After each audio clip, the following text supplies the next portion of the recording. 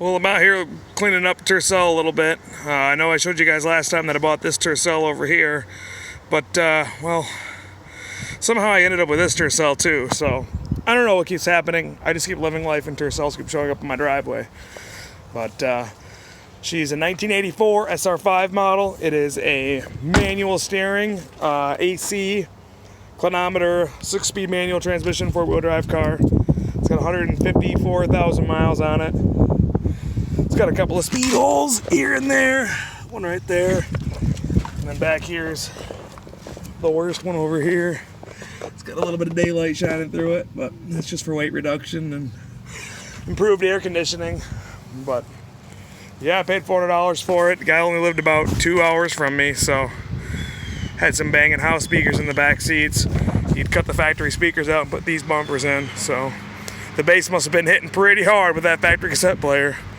But yeah, I'm getting her all vacuumed out, cleaned out about 10 gallons worth of mouse turds and a couple of mouse skeletons and acorns and, you know, all that gross fun stuff. But the registration in the glove box said that it was last on the road in 2009. He had claimed it hasn't been on the road in 5 years, but 9 years seems a little more probable. But he's got a little stomper. I guess he was from McDonald's toys back in the 80s.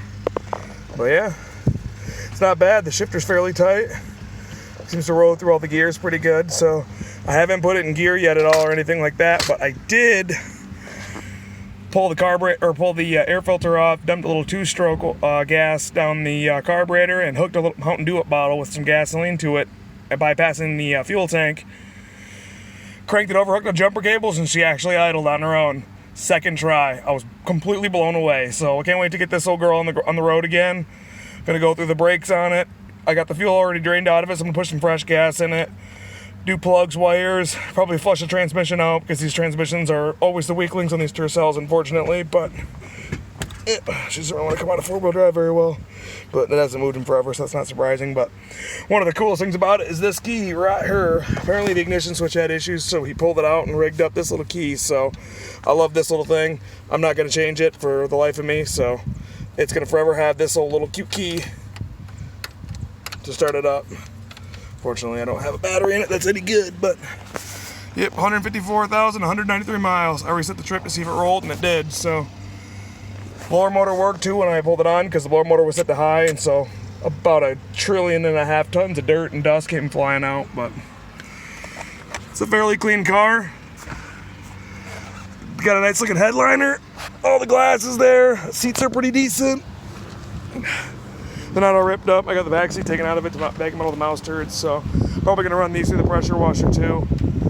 Bet they'll clean up pretty good. The pattern looks pretty nice. They're obviously sun faded and stuff like that, but that's to be expected with 80s plaid seats. But yeah, oh, one of the things that I really like about it is a factory roof rack car. I love me a factory roof racks. So yeah, anyway, hopefully I'll get this one on the road soon. Headed out to Pennsylvania Saturday morning, first thing in the morning, to get a transmission for this thing right here. So once I get the transmission for that, I'll get that one married up to the engine. I'm gonna go through the engine. I got the engine out. I pulled it out a couple weeks ago. I don't remember. It's been a blur. But I pulled the engine out of it. I'm gonna probably go through that, do a head gasket, pull the pan off, see how it looks. If everything looks halfway decent, I'm just gonna do the head gasket and put a new rear main and stuff like that on it and drop it back in and hope she runs good. Hopefully that transmission will be good. It seemingly spins over pretty nice from what the guy told me, so then I'll marry those two together, get them dropped in this car with a new clutch. I already got the flywheel resurfaced and the interior is pretty well cleaned out on it, so pretty excited to have a couple of running driving Tercels. I'll have 3 now. I think what I'm gonna do is probably make this one, make Spud my winter car, make this the backup winter car, and then make this the nice summer car. I know that seems weird, but hey, whatever. And then next, I think I'm gonna make it a parts car. For now, I hope to actually get this one on the road once I can find an 83 or an 84 transmission for it, and hook up some future enthusiasts like myself was back a few years ago with one of these things. I picked Spud up over there for $500 and drove him home from Connecticut, and something about that road trip really bonded that car with me. So I hope to do that to somebody else who might be interested. I'm gonna keep my eyes peeled on a few interior pieces for the inside of it and get her ready to rock and roll, because once she's good to go, it'd be nice to pass it on to a future enthusiast. I'll probably do the brakes on it, and, you know, make sure no brake lines are bad, and a couple other little odds and ends to it to make sure she's good to go. But yeah, that's really all. That's the exciting news at the Tercels at the moment.